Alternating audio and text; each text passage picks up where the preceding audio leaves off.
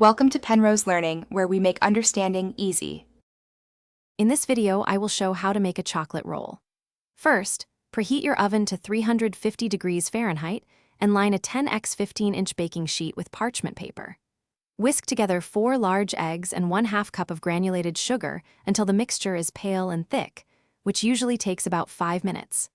Then, carefully fold in 1/4 cup of cocoa powder and 1/4 cup of all-purpose flour until just combined. Spread the batter evenly onto your prepared baking sheet.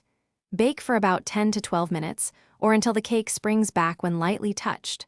While the cake bakes, prepare your delicious filling.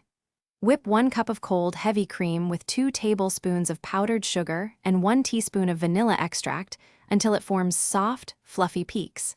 This will be the delightful center of our chocolate roll. As soon as the cake comes out of the oven, immediately invert it onto a clean tea towel dusted with powdered sugar.